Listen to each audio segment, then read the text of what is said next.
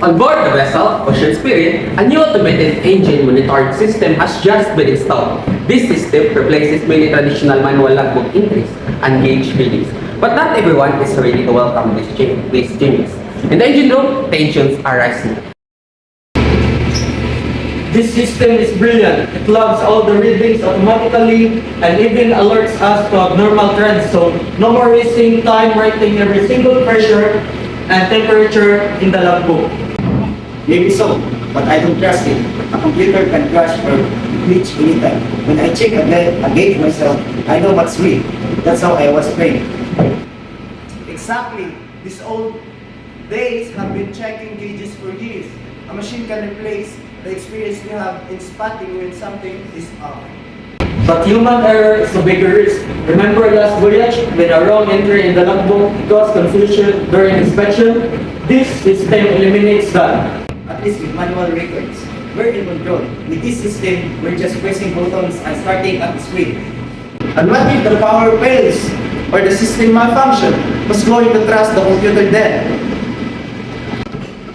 Gentlemen, I hear arguments echoing across the control room. What seems to be the issue here? Sir, I think the new monitoring system is a huge step forward. It saves time, prevent errors, and make our work more efficient. With all due respect, Chief, we believe traditional methods are safer. We've relied on manual check and logbooks for decades. Why fix what is broken? Yes, Chief. Machines can replace human judgment. I understand your concerns. Change is never easy. But remember, the shipping industry is evolving and the company wants us to adapt, not to resist.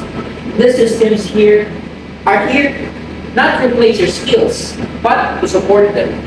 But still, look around you. Manual checks will still remain as backup, but these automated systems will handle the routine tasks. That frees our time to focus more on our critical decision making. Don't you agree? So we won't lose our role in monitoring. Your knowledge becomes more important. The system may detect some threats, but it takes an experienced engineer to decide what actions to take. See, that's what I'm trying to tell you. Work smarter and not harder. Let the system do the repetitive jobs while we handle the real challenges. It means less paperwork and more time for actual maintenance. Maybe it's worth trying. That's the spirit. Let's move forward together, keeping our traditions while embracing these new technologies. And so, in the engine room of Ocean Spirit, the systems begin to give way to understanding. Change is not about replacing people with the machines, but about empowering them to work better. In the end, technology and human skills must work hand in hand to keep the vessel moving forward. In the video,